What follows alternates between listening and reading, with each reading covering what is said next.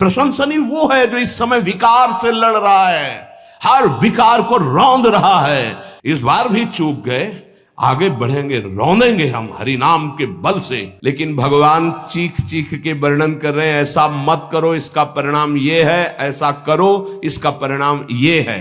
नाम चल रहा है तो विवेक ठीक है, वो बचा लेगा आपको।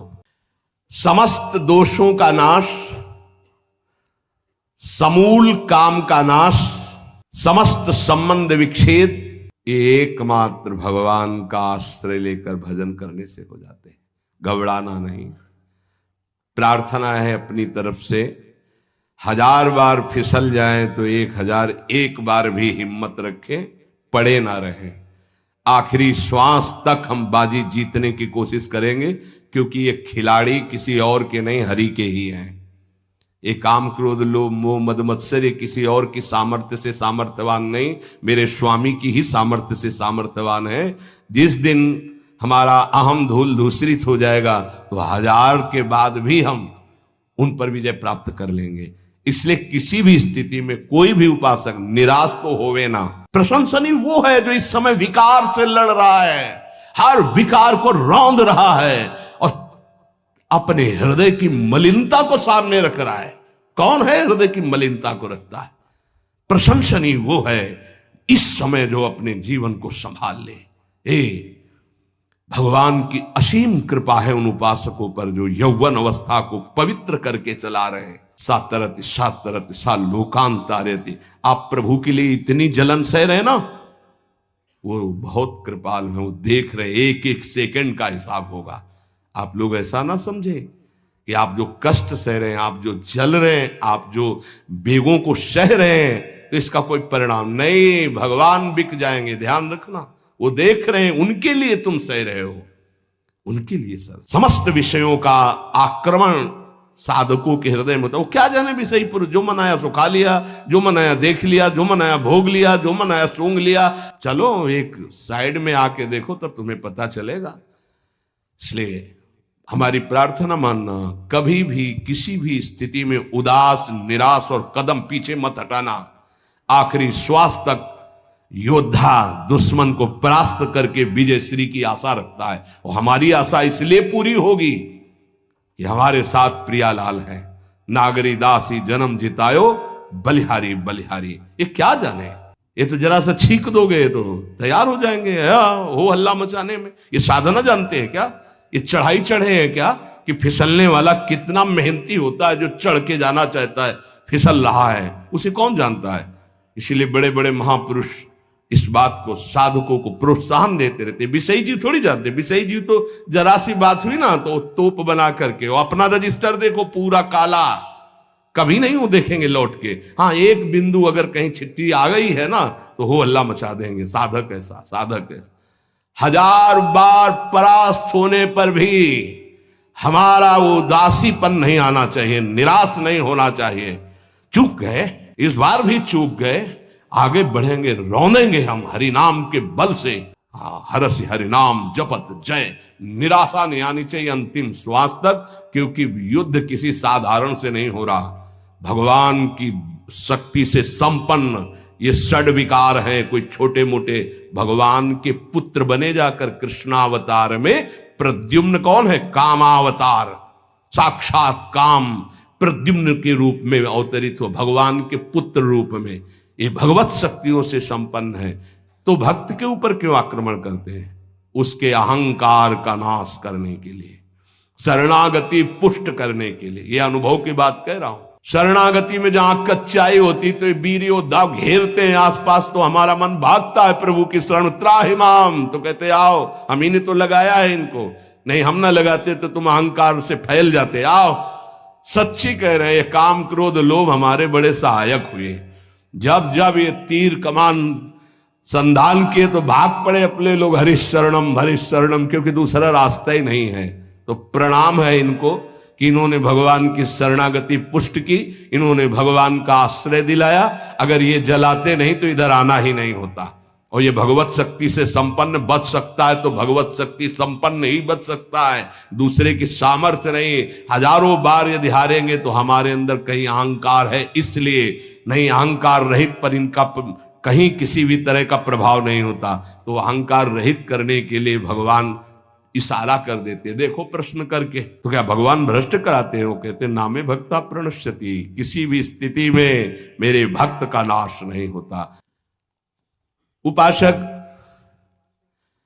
कामना के वशीभूत होने के कारण इस प्रेम का परिचय नहीं प्राप्त कर पाता, ना चाहते हुए भी ये काम पापाचरण करा ही देता है। अर्जुन ने प्रश्न किया था, ये कौन है जो ना चाहने पर भी बलात् जबरदस्ती पाप करा देता है? तो भगवान ने कहा, वो काम है, वो क्रोध है। ये रजोगुण से प्रकट होता है, राग से, और ये महापापी है, अर्थात महापाप कराने वाला है। महाशनो, ये कभी तृप्त नहीं होने वाला, चाहे जितना भोग लो। ना चाहने वाली बात ऊपरी है और चाहने वाली बात हृदय की है। संसार शरीरों में भोगने से सुख मिलता है, अंदर बैठा है, और ऊपर से हम कहते हैं कि हम नहीं चाहते थे पर ऐसा हो गया। नहीं, अगर ये बात अंदर बैठ जाए कि हमें नहीं चाहिए ये झूठे सुख, तो फिर कोई परास्त नहीं कर सकता। तो बोले जानकारी होने पर भी प्रयोग क्यों नहीं हो पाता? वस्तु, व्यक्ति, क्रिया, स्थान, इससे जो हम सुख चाहते हैं उसे काम कहते हैं। किसी शरीर से, किसी वस्तु से, किसी पद से। इस काम में शब्द तो एक है पर इसके दोष अनंत हैं। शब्द है काम, और अनंत पापाचरण कराने की इसमें सामर्थ्य है। काम में इसमें अनंत विकार भरे हुए हैं। जब तक मनुष्य के भीतर ये बात बनी रहती है कि शरीर भोग से, वस्तु भोग से, पद भोग से हम सुखी हो जाएंगे, तो ये काम पाप ही कराता रहता है। निर्दोष, निर्विकार, निष्पाप होने के लिए इस काम का मर्दन करना आवश्यक है। सहने से ये नष्ट हो जाते हैं। शास्त्र निषिद्ध कर्म ये काम ही कराता, प्रारब्ध नहीं कराता। प्रारब्ध से शास्त्र निषिद्ध कर्म जो किए उनका फल आता है सुख दुख। अगर शास्त्र प्रतिपादित है तो सुख आएगा, शास्त्र विरुद्ध है तो दुख आएगा। लेकिन ये जो हमसे पाप करा रहा है, कोई प्रारब्ध नहीं करा रहा, कोई काल नहीं करा रहा, कोई ईश्वर नहीं करा रहा। काले कर्म ईश्वरे मिथ्या दोष लगाए, ये हमारी चाहत करा रही, अंदर बैठी है। शरीर के भोगों से सुख मिलता है, ये अंदर घुस के बैठ गया है, और यही हमसे पाप करा रहा है। तो जब जानकारी हो गई तो फिर पाप क्यों हो रहे हैं? जब जानकारी हो गई कि ये काम पाप करा रहा है, तो हम इस जानकारी का प्रयोग क्यों नहीं कर पा रहे हैं? ये ज्ञान ढक गया है हमारा, जो ढका हुआ ज्ञान, ये प्रकाशित, ये काम में नहीं आएगा। जैसे 3 उदाहरण दिए। भगवान कह रहे धुएं से अग्नि ढक गई, मैल से दर्पण ढक गया, और झिल्ली से गर्भ ढक गया। अब झिल्ली के अंदर बच्चा है कि बच्ची पता नहीं चलेगा। दर्पण है, हम काले हैं कि गोरे हैं पता नहीं चलेगा, क्योंकि मैल से। धुआं होने के कारण पता नहीं चलेगा कि अग्नि है, पर बहुत जल्दी उसमें अग्नि प्रकाशित की जा सकती, फूंक मारो अग्नि पैदा हो जाएगी। भगवान ने 3 उदाहरण दिए। उपासक में ये 3 तरह से ज्ञान ढक जाता है, तब काम अपना प्रभाव दिखाता है। 3 इसकी स्थितियां हैं। जैसे धुएं से अग्नि ढकी रहती है, ऐसे ही काम विवेक को, ज्ञान को ढक देता है। बुद्धि में निर्णय निकल रहा है कि तो गलत है, नहीं करना चाहिए। सात्विक, राजसिक, तामसिक, ये बुद्धि की 3 प्रवृत्तियां हैं, 3 गुणों के अनुसार। कर्तव्य अकर्तव्य का ठीक ठीक निर्णय करने में समर्थ है सात्विक बुद्धि। राजसिक बुद्धि ठीक निर्णय नहीं कर पाती, असमर्थ होती है कर्तव्य का। और तामसिक उल्टा ही निर्णय करती है। ठीक निर्णय करने की सामर्थ्य सात्विक बुद्धि में है। अब जीव ही भोग इच्छा प्रकट हुई, धुआं पैदा हो गया। भोगों की ना भोगों, पाप तो नहीं बन जाएगा। धुआं है, इसका मतलब अग्नि है, ज्ञान है उसके अंदर। अब अगर उस समय उसको सत्संग मिल जाए, कोई संत की बात चलने लगे, उसका चिंतन वो रोक पावे, तो मानो फूंक मारना है। जैसे धुआं उठ रहा है, 1 2 3 फूंक मारो, आग लग गई, प्रज्वलित हो गया, बच गया। ये पहला बहुत सरल है, बच जाना काम से। धुआं हो जाने पर दिखाई नहीं देता क्या है, क्या ठीक है क्या नहीं ठीक है, पर फूंक मारो तो आग उठी, धुआं खत्म हुआ।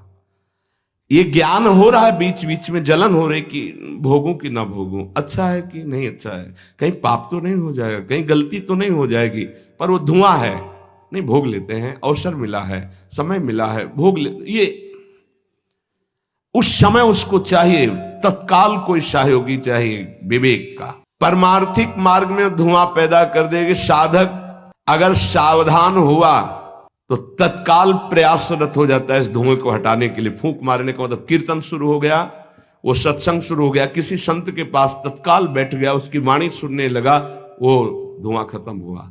फूंक लगी, आग जली, धुआं खत्म, ठीक निर्णय होगा। नहीं नहीं, ऐसा नहीं करना। उत्पत्ति विनाशशील जड़ वस्तुओं में प्रियता, महत्ता, सुंदरता, सुखद रूपता, ये काम पहले पैदा करता है। ये सत्य है, इसमें सुख मिलेगा, इसमें बहुत सुख मिलेगा। अब ये धुआं बढ़ता चला जा रहा है, कैसे सुख मिलेगा? लाखों लोग भोग रहे हैं, कैसे सुख? कैसे तुम मुझे बावरा बना सकते हो? नहीं नहीं, गलत है। ये है धुआं को हटाना, फूंकना। अरे अन्य शरीरों की अपेक्षा है मनुष्य शरीर सर्वश्रेष्ठ है, इसमें विवेक है। हम कैसे ऐसा पशुवत आचरण कर सकते हैं? नहीं, अरे मन नहीं, तेरी सलाह नहीं। अब वो फूंक रहा है, आग पैदा कर रहा है, ज्ञानाग्नि पैदा कर रहा है। पर बहुत प्रवीण साधक नहीं, उससे प्रवीण मन है। वो सुख को सुख मानकर भोगने की लालसा प्रबल होने के कारण वो धुआं नहीं हटा पा रहा, वो उसी में और राग कर रहा है। प्रथम अवस्था में हटा लिया तो हटा लिया, नहीं दूसरी अवस्था में बहुत ही भयानक स्थिति हो जाएगी। ये अवस्था बदलने में देर नहीं लगती, कहने में देर लगी। दूसरी अवस्था हो जाती है दर्पण में ढका हुआ मैल। उसमें तो फूंक केवल मारनी थी कि आग प्रज्वलित हो गई, क्योंकि तैयार एकदम ज्ञान है, पर धुआं जैसा ढक गया, काम ने ढक दिया। जब दूसरी स्थिति आई उसी उपासक की कि इसका प्रायश्चित भी तो हो सकता है, अब वो मल लग गया। जैसे दर्पण में गाढ़ा मल पोत दिया जाए तो बिल्कुल दिखाई नहीं देगा कि हमारा रूप कैसा है। अब बिल्कुल विचार शून्य होता चला जा रहा है। यथा दर्शो मलेन च, जैसे मैल से ढक जाने पर शीशा, दर्पण, वो दिखना एकदम बंद हो गया। उसमें तो दिख रहा था, धुआं है, आग है, मतलब विवेक काम कर रहा था। थोड़ा फूंकने की जरूरत थी, ज्ञान की प्रज्वलित करने की जरूरत थी, पर वो उधर ना की तरफ वृत्ति ना ला करके हां की तरफ वृत्ति ले आया, तो दूसरी सीन पैदा हो गई स्थिति। जैसे दर्पण में मल ऐसे लगा दो तो बिल्कुल नहीं दिखेगा, और वो बिल्कुल निर्णय नहीं कर पा रहा। सतोगुण में निर्णय करने की क्षमता होती है, रजोगुण में निर्णय करने की क्षमता खत्म हो जाती है, और निश्चित हो जाता है कि भोग में सुख है। ऐसी कामना का वेग बढ़ा तो ये भूल गया कि मैं साधक हूं, मेरा कर्तव्य क्या है, मैं अकर्तव्य करने जा रहा हूं, ये भूल गया। क्योंकि जैसे दर्पण में ढक गया तो भूल गया। दर्पण में दिखाई देता मैं कौन हूं, तो ज्ञान रूपी दर्पण ढक गया काम से, अब ये उसकी सोच ही खत्म हो गई। अंतःकरण में इतना महत्व पैदा हो गया कि विकलता हो गई उसके अंदर। अब यही उसके पतन का कारण बन गया। इतना महत्व बढ़ गया कि निर्णय करने की क्षमता खत्म हो रही है कि मैं एक साधक हूं, मैं उपासक हूं, पापाचरण नहीं करना चाहिए। ये किसी का भी हो सकता है। पहली दशा बहुत जल्दी हटा जा सकता है, फूंक मारी हट गया, आग पैदा हुई ज्ञान की, नहीं नहीं। दूसरी दशा गुंजाइश है थोड़ी, उसको ऐसे पोछना पड़ेगा, समय लगेगा, पोछना पड़ेगा, तब दिखाई दे। नहीं नहीं, तो दूसरे में संभलना रजोगुण, ये ठीक है, ये नहीं ठीक है, क्षमता खत्म हो चुकी। पहले में क्षमता थी, दूसरे में क्षमता खत्म हो गई। तीसरा यथोल बेना व्रतो गर्भा, तीसरा तमोगुण, वो विपरीत ही दिशा की तरफ ले जाएगा। क्षमता की तो बात जाने दो, वो सारी सामर्थ्य विपरीत है, जो होगा देखा जाएगा, चलो, वो विपरीत दिशा की तरफ ले जाएगा। दर्पण पर मैल आने से उसको हटाने की गुंजाइश है, यहां तक हटा जा सकता है, दूसरी स्थिति तक, पर दूसरी स्थिति बहुत कठिन है। हटने की स्थिति अब खत्म हो चुकी, लगभग पर हटा जा सकता है, लेकिन तीसरी में तो हटा ही नहीं जा सकता। जैसे झिल्ली से ढके गर्भ का ये पता ही नहीं है कि बच्चा है कि बच्ची है, ऐसे तृतीय अवस्था में ये पता ही नहीं रहता मैं गलत कर रहा हूं या गलत करने जा रहा हूं। विवेक ही काम नहीं करता, वो उसे सुख और अपना जीवन मान लेता है। अगर उस कामना में बाधा पड़ी तो तमोगुण की वृत्ति बढ़ जाती है और क्रोध पैदा हो जाता है। क्रोध जब अपना स्वरूप धारण करता है तो हिंसा पैदा कर देता है, सम्मोह पैदा कर देता है। सम्मोह स्मृति का नाश किया और बुद्धि भ्रष्ट हुई, नष्ट हो गया साधक। ये सर्वनाश करने वाला काम। सम्मोह माने मूढ़ता, घोर मूढ़ता, कुछ निर्णय करने की सामर्थ्य नहीं रह गई। पशुवत, एकदम पशु। अब उसमें जब वाणी खुलेगी तो झूठ, आचरण होंगे तो कपट, व्यवहार होगा तो बेईमानी, कर्म होगा तो अन्याय और पाप, गुस्सा आएगी तो अत्याचार, हिंसा, इसके सिवा और कुछ नहीं।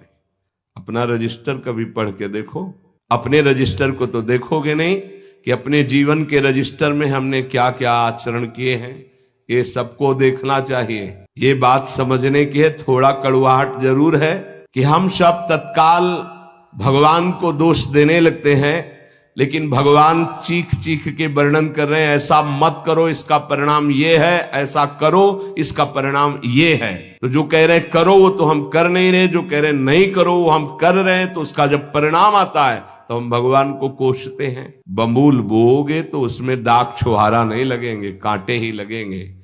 पापाचरण करोगे तो उसका परिणाम दुख ही आएगा। पुण्य करोगे तो सांसारिक सुख मिलेगा, भजन करोगे तो पाप पुण्य दोनों से ऊपर उठकर भगवदानंद को प्राप्त होगे। कामना में तदाकार ना होने पावे तब तक बचा जा सकता है। जहां तैयारी बनी सुख भोग की और राजी हो आपने दस्तखत कर दिए, अब आपको भगवान ही बचा सकते हैं, दूसरा कोई नहीं। उस समय भगवान ही कोई ऐसी लीला कर दे तो बच सकते हो, अन्यथा नहीं बच सकते। तदाकार होना साधक का सर्वनाश हो जाना है। काम में तदाकार होना, 1 2 4 बार अगर आप ऐसी अवहेलना करेंगे तो आपका साथ देगा आपका हृदय और जलेगा, धिक्कार करेगा, बार बार कहेगा गलत है, कान पकड़ेगा, अब की बात नहीं। आगे बढ़ गए, ज्यादा मलिन हृदय हो गया तो आनंदित हर्षित होने लगेगा, आज ये भोगा कल वो भोगूंगा, और वो पापाचरण में हर्षित होकर आगे बढ़ जाता है। ये बहुत बुरी स्थिति होती है। जब तक साधक का हृदय धिक्कार देता है तब तक तो निकलने के चांस रहते हैं कि गलती को गलती मानता है और बार बार कहता है अब नहीं करूंगा। वो विवश होकर गलती हो रही पर वो कह रहा नहीं करो, ये निकल जाएगा, आज नहीं तो कल निकल जाएगा। लेकिन जो राजी हो गया है, जिसने इस महान पाप को अवगुण को गुण मान लिया है, निकलने की संभावना नहीं, क्योंकि तदाकार होकर उसी में लग गया है। तथा तेने दमावृतम, कामना और इसकी ये 3 अवस्थाएं हृदय में आती हैं। जो साधक ये जानता है, सुनकर के ये मानता है कि कामना में भोगों में सुख नहीं है, भगवान कह रहे हैं, संत कह रहे हैं, शास्त्र कह रहे हैं, कामना का त्याग करने से ही शांति और सुख मिलेगा।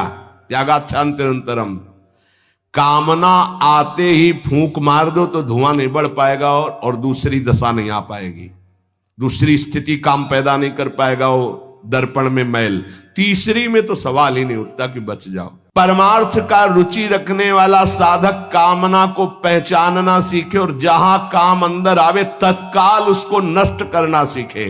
नष्ट करने का उपाय है नाम कीर्तन, भगवत गुणवानवाद, सत्संग, श्रवण। किसी संत के समीप तत्काल बैठ जाओ, किसी साधक के समीप, और चर्चा करने लगो। काम की नहीं, भगवत चर्चा।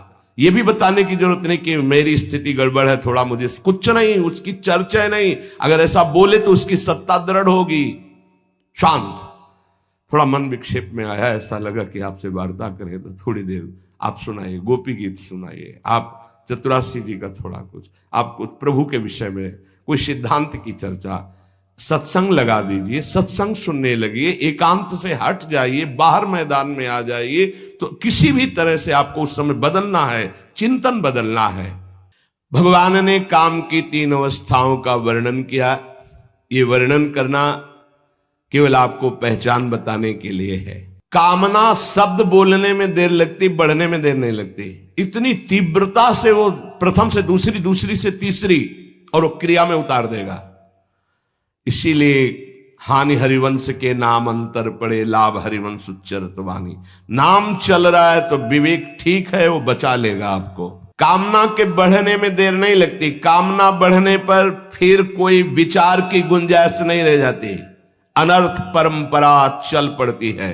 पाप, संताप, दुख, कामना, फिर ऐसा कि आप 100 बार कसम खाएंगे फिर वहीं फिसल कर खड़े हो जाएंगे। देख लीजिएगा, 1000 बार प्रतिज्ञा करेंगे, एक नहीं 1000 बार, और काम वहीं रौंद के गिरा देगा। पहली कदम पर यदि इसे रोकना सीख गए तो बाहर निकल जाएंगे। और हरि शरणागत है तो निकलना तो पड़ेगा ही, वहां टिकने तो देंगे नहीं। हरि इतने कृपाल है, पक्का जलाकर तुम्हारे हृदय को वहां से भगाएंगे, पक्का भगाएंगे। नहीं नहीं, आज से अब नहीं, ऐसी गलती नहीं करूंगा, ऐसी गलती नहीं करूंगा, हे प्रभु क्षमा कर दो, चलो। और जहां फिर क्षमा हुआ तो फिर वो जब हृदय में उमगन आई तो फिर उधर ही की तरफ भागता है। फिर वो ऐसी दीवाल बनवाते हैं, चुनवाते हैं आसपास कि रास्ता बचेगा तो एक ही, हरि शरणम, दूसरा रास्ता नहीं। इसीलिए भगवान का आश्रय लेकर भक्ति करने वाला उपासक बहुत जल्दी विजय प्राप्त कर पाता है इन विकारों पर, अन्यथा मार के गिरा देते। बहुत बड़े विजयी योद्धा हैं, काम, क्रोध, लोभ, मोह, मद, मत्सर। हरि बचावे। वैसे कहा भी है हरि ने कि मामेवे प्रपद्यन्ते माया में ताम तरन्ति, मेरी शरण में आ जाओ तो बच जाओगे।